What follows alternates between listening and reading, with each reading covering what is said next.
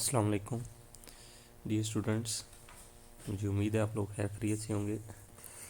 बिस्मिल्लाहिर्रहमानिर्रहीम। जैसा कि आपको पता है कि हमने चैप्टर नंबर 4 स्टार्ट किया हुआ था और चैप्टर नंबर 4 के लास्ट लेक्चर में हम लोगों ने जो टॉपिक स्टडी किया था that one is interconversion of kinetic and potential energy. अब interconversion of kinetic and potential energy में लास्ट लेक्चर में जो हम लोगों ने बात की थी, हमने ये प्रूव किया था कि दोनों मैकेनिकल एनर्जीज एक दूसरे के अंदर इंटर कन्वर्ट होती रहती हैं, चेंज होती रहती है, लेकिन ज़ाया नहीं होती। लेट से ये हमारे पास कोई पॉइंट ए है और फिर हमने लिया था ये एक पॉइंट बी। जब ऑब्जेक्ट हमारा ए से बी की तरफ चल के आया था और फिर वापस पॉइंट सी पे आया था सरफेस ऑफ अर्थ पे। पॉइंट ए पे जब ऑब्जेक्ट था तो हमने देखा था कि वो मैक्सिमम हाइट पे था और मैक्सिमम हाइट पे उसकी पोटेंशियल एनर्जी क्या थी, mgh, और काइनेटिक एनर्जी पॉइंट ए पे उसकी क्या थी, 0। जबकि पॉइंट बी के ऊपर जब वो ए से बी की तरफ चल के आया तो इस पॉइंट पे उसकी कुछ पोटेंशियल एनर्जी भी थी और कुछ काइनेटिक एनर्जी भी थी। और पोटेंशियल एनर्जी आपने निकाली थी mgh-x और काइनेटिक एनर्जी आपने निकाली थी mgx। और जो ही वो पॉइंट सी पे पहुंचा अर्थ की बिल्कुल सरफेस पे, तो पोटेंशियल एनर्जी उसकी ज़ीरो हो गई थी क्योंकि हाइट ज़ीरो हो गई थी और काइनेटिक एनर्जी आपने निकाली थी mgh। तो यहाँ से आपने ये देखा था कि सारी की सारी पोटेंशियल एनर्जी किस में चेंज हो गई है, काइनेटिक एनर्जी में चेंज हो गई है। तो इसी तरह जब हम नीचे से ऊपर जाते हैं तो हमारी काइनेटिक किस में चेंज हो रही होती है, पोटेंशियल में चेंज हो रही होती है। लेकिन हमने जो केस स्टडी किया था वो टॉप से बॉटम की तरफ स्टडी किया था। अब हमने ये देखना है जब ऑब्जेक्ट ऊपर से नीचे आ रहा होता है पोटेंशियल एनर्जी काइनेटिक में तो चेंज हो गई है। क्या ये सारी की सारी पोटेंशियल एनर्जी काइनेटिक में चेंज हो गई है? तो आपने कहना है नो, ये तो आइडियल केस है था जब हमने एयर फ्रिक्शन को इग्नोर किया था, लेकिन आपको पता है एयर फ्रिक्शन तो हम ख़त्म नहीं कर सकते। तो बेसिकली अब उसी से आगे आप लोग हेडिंग दे देंगे इफ़ेक्ट ऑफ एयर रेजिस्टेंस। हम लोग देखेंगे कि एयर रेजिस्टेंस की इफ़ेक्ट की वजह से कितनी पोटेंशियल एनर्जी काइनेटिक में चेंज होती है और कुछ एयर फ्रिक्शन की वजह से ज़ाया होती है। तो आपको पता है work is the form of energy, और work is the form of energy, तो कुछ वर्क आपको फ्रिक्शन के रगड़ के अगेंस्ट करना पड़ेगा। इसका मतलब कुछ आपका जो एनर्जी है वो फ्रिक्शन की वजह से ज़ाया होगी। तो फिर अब आप लिखेंगे कि व्हेन एन अपोजिंग फोर्स यहाँ पे आपकी कौन सी फोर्स है, frictional force. When an opposing force F, frictional force को स्मॉल एफ से शो करेंगे। Also acts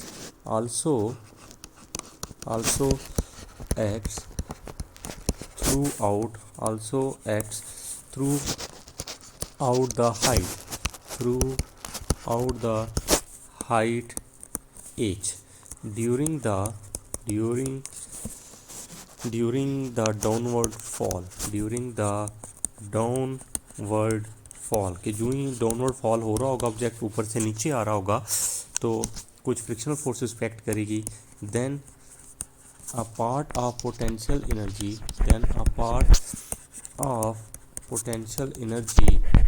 is used to work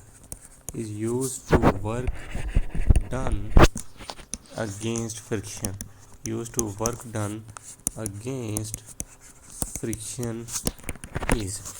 तो वर्क का फार्मूला आपके पास क्या होता है, W is equal to F dot D. लेकिन यहाँ पे आपकी जो फोर्स है वो फ्रिक्शनल फोर्स है, स्मॉल एफ से शो करेंगे। और यहाँ पे जो आप डिस्प्लेसमेंट कवर कर रहे हैं वो हाइट की शक्ल में कवर कर रहे हैं, बिल्कुल स्ट्रेट। अगर हम मूव करते हैं तो हाइट को हम यहाँ पे जो फासला है, डिस्टेंस है, वो डिस्प्लेसमेंट की फॉर्म में हम हाइट ले लेते हैं। या आप सिंपल अगर मैग्नीट्यूड की फॉर्म में लिखना चाहते हैं तो आप ये भी बता सकते हैं। और डी आपके पास हाइट क्या हो जाएगी, एच। तो वर्क डन आपके पास क्या आ जाएगा, that one is F D, dot हटा के क्या लगाते हैं, कॉज ऑफ थीटा, और W is equal to small F H into cos of theta. अब आप देखें, आप ऊपर से नीचे आ रहे थे, इसका मतलब हाइट आप नीचे की तरफ कवर कर रहे हैं, या जिसे मैं बोलता हूँ कि आप डिस्प्लेसमेंट नीचे की तरफ कवर कर रहे हैं। और जो फ्रिक्शनल फोर्स है वो ऊपर की तरफ लग रही है। तो दोनों का एंगल कितना हो गया, एंटी पैरेलल में एंगल कितना बन जाएगा 180 डिग्री।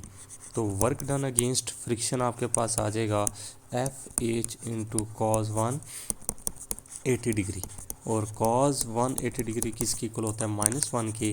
तो वर्क डन अगेंस्ट फ्रिक्शन आपके पास आ जाएगा -एफ एच, क्या आ जाएगा -एफ एच। तो इधर से अब हमने ये देखना है कि ये जो आपके पास वर्क डन अगेंस्ट फ्रिक्शन आया है, ये basically work is a form of energy. इसका मतलब यहाँ पे कौन सी एनर्जी फ्रिक्शन को ख़त्म करने में मदद देगी, वो बेसिकली पोटेंशियल एनर्जी मदद देगी, पोटेंशियल एनर्जी मदद देगी। तो अब हम देखेंगे ऊपर से नीचे आते हुए जो टोटल हमारी पोटेंशियल एनर्जी में लॉस आ रहा है, वो कुछ तो काइनेटिक में चेंज होगी और कुछ ना कुछ इस्तेमाल होगी किसके अंदर, फ्रिक्शन को ख़त्म करने में।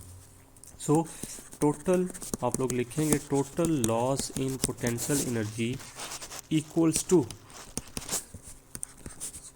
कुछ पोटेंशियल एनर्जी खुद रह जाएगी और कुछ बेसिकली क्या हो जाएगा, एनर्जी पोटेंशियल एनर्जी लॉस हो जाएगी किसके अंदर, फ्रिक्शन के अंदर। ये जो बाकी एनर्जी बचेगी ना, ये किसके अंदर जाएगी, बेसिकली ये काइनेटिक में चेंज होगी। ये जो है ना सारी की सारी ये ज़ाया हो जाएगी, ये इस्तेमाल होगी किसको ख़त्म करने में, फ्रिक्शन को ख़त्म करने में। तो आपके पास इसका मतलब जो टोटल पोटेंशियल एनर्जी ऊपर से नीचे आते हुए कम हो रही होगी, पोटेंशियल एनर्जी mgh और plus energy loss in friction क्या आ जाएगा -एफ एच। तो लॉस इन पोटेंशियल एनर्जी आपके पास क्या आ जाएगा mgh माइनस क्या आ जाएगा एफ एच। तो अब आपके पास फिर हम लिखेंगे कि then loss in potential energy जो हमें हासिल हो रही होगी becomes equal to gain in kinetic energy. जो लॉस पोटेंशियल में आ रहा है वो mgh माइनस एफ एच, जो ऊपर हम वैल्यू निकाल चुके हैं, और गेन इन काइनेटिक एनर्जी कितनी है, ½ mv²। तो आपके पास mgh is equal to ½ mv² plus F H आ जाएगा।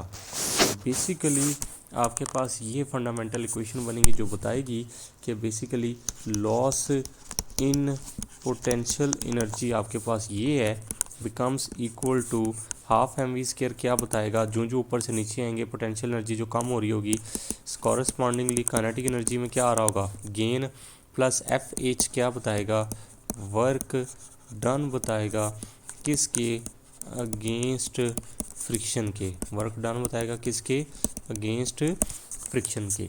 तो ये चीज़ क्या बता रही है कि जैसे आप ऊपर से नीचे आ रहे हैं, जैसे जैसे पोटेंशियल एनर्जी में लॉस आ रहा है, ऊपर से नीचे आते हुए रफ्तार बढ़ती है कि काइनेटिक एनर्जी में गेन होगा, लेकिन कुछ ना कुछ वर्क हो रहा होगा फ्रिक्शन के अगेंस्ट, फ्रिक्शन को ख़त्म करने में, तब भी चीज़ नीचे आ रही है फ्रिक्शन को ख़त्म करके। और work is the form of energy, इसका मतलब कुछ ना कुछ एनर्जी आपकी लग रही है फ्रिक्शन को ख़त्म करने में, और वो कौन सी लग रही है, पोटेंशियल लग रही है। तो ये ओरिजिनल आप कह रहे हैं डेली लाइफ के अंदर आपके पास फंडामेंटल इक्वेशन ये बनेगी टोटल इंटरकन्वर्जन की।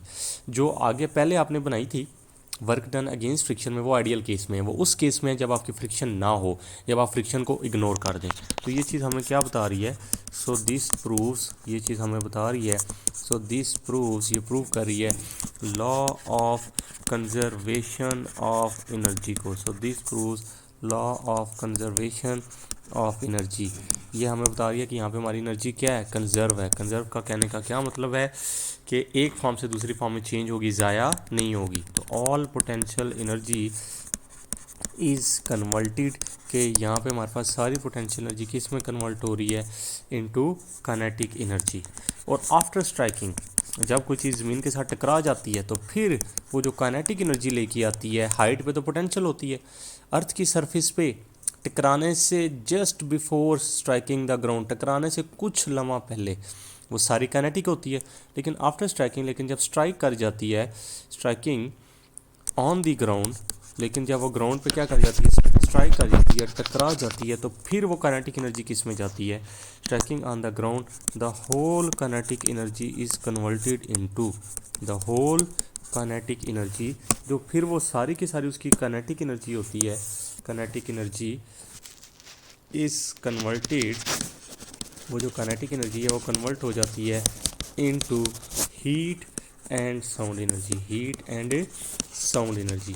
तो हीट और साउंड एनर्जी में चेंज हो जाती है। फिर भी इसका मतलब वो कंजर्व हुई है, मतलब ऊपर थी पोटेंशियल थी, नीचे आई काइनेटिक होगी, टकराने के बाद वो काइनेटिक किस में चेंज होगी, हीट में और साउंड में। तो इधर से हमें पता चला है एनर्जी एक फॉर्म से दूसरी फॉर्म में चेंज होती रहती हैं, ज़ाया नहीं होती। तो ये आपने जब कंप्लीट नोट आएगा लॉन्ग में कि explain briefly inter conversion of kinetic and potential energy, तो आप यहाँ तक इसको डिटेल में एक्सप्लेन करेंगे तो आपको फुल 5 मार्क्स मिलेंगे पिंडी बोर्ड में। अब देखें नेक्स्ट आपका जो टॉपिक है इसी से रिलेटेड है, शॉर्ट सा हिस्सा है कि law of conservation of energy से क्या मुराद है। Law of conservation of energy आप किसे कहते हैं। तो पेपर के अंदर ये क्वेश्चन अगर मैं आपको दे दूँ, state and explain law of conservation of energy, तो आपने शॉर्ट फॉर्म में इसको स्टेट कर देना और थोड़ा सा एक्सप्लेन कर देना। अब स्टेटमेंट क्या है, स्टेटमेंट ये है law of conservation of energy की एक लॉ है। कंजर्वेशन ऑफ एनर्जी का मतलब है जो ये बताएगा कि एनर्जी कंजर्व कैसी होती है, एक फॉर्म से दूसरी फॉर्म में चेंज कैसी होती है। वो लॉ क्या कहता है, वो लॉ ये कहता है energy can not be destroyed, energy कभी भी तबाह नहीं होती, ज़ाया नहीं होती, बट लेकिन ये क्या होती है, इट कैन ट्रांसफॉर्म, जो ताकत है जो एनर्जी है ये तब्दील होती है from one form to another, from one form to another, ये हमेशा एक फॉर्म से दूसरी फॉर्म में क्या होती है, चेंज होती है, one form to N other.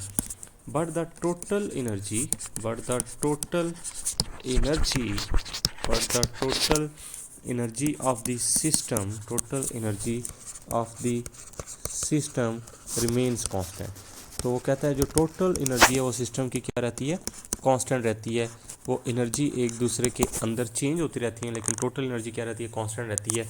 इसको हम लोग नाम देते हैं, दिस इज़ कॉल्ड, इसको हम लोग नाम देते हैं किसका, law of conservation of energy का। इसको हम नाम देते हैं किसका, law of conservation of energy का, कि ये हमारे पास law of conservation of energy है।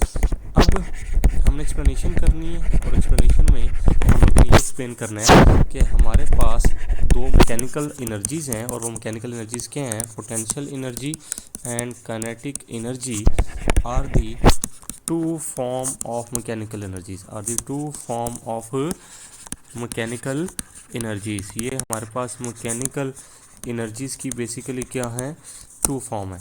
So the total energy, so the total energy, so the total energy, और टोटल एनर्जी कौन सी स्टडी कर रहे हैं यहाँ पे, मैकेनिकल टोटल एनर्जी।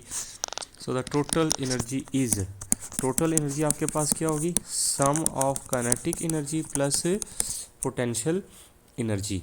तो कहते हैं ये दो फॉर्म्स जो एनर्जी की हैं, ये टोटल एनर्जी बेसिकली आपके पास क्या रहेंगी, कांस्टेंट रहेंगी। क्या रहेंगी, कांस्टेंट रहेंगी। टोटल एनर्जी पे कोई फ़र्क नहीं पड़ता। इधर से हमें ये पता चला कि पीछे भी हम स्टडी कर रहे हैं, ऑलरेडी लेक्चर में प्रूव भी कर रहे हैं कि टोटल एनर्जीज बेसिकली दोनों कन्वर्टेबल होती रहती हैं। तो so these form of energies, so these form of energies are, so these form of energies are interchangeable, कि ये जो हमारे पास मुख्तलिफ फॉर्म ऑफ एनर्जीज हैं ये बेसिकली क्या है, इंटरचेंजेबल हैं। But total energy remains constant, but total energy remains constant, कि ये आपस में तो चेंज होती रहती हैं लेकिन टोटल एनर्जी पे कोई फ़र्क नहीं पड़ता। तो अब वो कहता है कि बेसिकली सिर्फ आपने ये स्टडी करना है कि हमारे पास सिर्फ डिफरेंट फॉर्म ऑफ एनर्जीज़ होती हैं, सिर्फ मैकेनिकल एनर्जी नहीं होती। हमारे पास डेली लाइफ में डिफरेंट फॉर्म ऑफ एनर्जीज़ होती हैं हमारे पास। फॉर एग्जांपल आपने पोटेंशियल एनर्जी स्टडी की, आपने काइनेटिक एनर्जी स्टडी की, आपने कौन सी एनर्जी स्टडी की, साउंड एनर्जी का नाम सुना होगा आपने, लाइट एनर्जी का आपने नाम सुना होगा, हीट एनर्जी का आपने नाम सुना होगा, एक्सेट्रा। तो कहता है ये हमारे पास सिर्फ मैकेनिकल एनर्जी फॉर्म नहीं है, हमारे पास डिफरेंट फॉर्म ऑफ एनर्जीज होती हैं। और ये जो डिफरेंट फॉर्म ऑफ एनर्जीज होती हैं, ऑल दीज एनर्जीज, ये जो डिफरेंट फॉर्म ऑफ हमारे पास एनर्जीज होती हैं, all these energies are interchangeable, और ये सारी की सारी एक दूसरे के अंदर क्या होती हैं, चेंजेबल होती हैं, कन्वर्ट होती हैं, आप इनको कन्वर्जन इनकी करवा सकते हैं। अदर कन्वर्जन्स अगर मैं आपको एक्सप्लेन करूं तो एमसीक्यूज़ के हवाले से आपने ज़हन में रखना है इसमें अदर कन्वर्जन्स कौन सी होती है एनर्जीज़ की। तो आप लोग देखें अदर कन्वर्जन्स में अगर मैं बात करता हूँ तो हम बात करते हैं किसकी, केमिकल एनर्जी। केमिकल एनर्जी किस में चेंज हो सकती है, इलेक्ट्रिकल एनर्जी में। इसकी मिसाल दें बैटरी के अंदर केमिकल प्रोसेस होता है, इलेक्ट्रिकल एनर्जी में चेंज करते हैं, वापस इलेक्ट्रिकल को आप केमिकल में भी कर सकते हैं चेंज। इसी तरह आपने नाम सुना होगा सोलर एनर्जी का, सूरज से जो बिजली बनाते हैं, तो सोलर एनर्जी से आप लोग किस में चेंज करते हैं, इलेक्ट्रिकल एनर्जी में। इसी तरह आप इलेक्ट्रिकल एनर्जी को वापस सोलर में चेंज कर सकते हैं। आप इलेक्ट्रिकल को सोलर में कैसे चेंज करते हैं, बल्ब की मिसाल ले लें। अब आपके पास हीट एनर्जी को कहते हैं आप लोग चेंज कर सकते हैं किसके अंदर, मैकेनिकल एनर्जी में। आप लोगों ने हीट इंजन्स के नाम सुने होंगे, ठीक है, तो वो मैकेनिकल एनर्जी और मैकेनिकल एनर्जी को वापस किस में चेंज कर सकते हैं, हीट एनर्जी में। तो ये आपके पास डिफरेंट कन्वर्जन्स थी जो आपने law of conservation of energy के से रिलेटेड जेन में रखनी थी। नेक्स्ट लेक्चर में हम एक्स्ट्रा एमसीक्यूज़ कुछ इन्फॉर्मेशंस होंगी वो स्टडी करेंगे और एक्सरसाइज के शॉर्ट क्वेश्चन आंसर स्टडी करेंगे। According to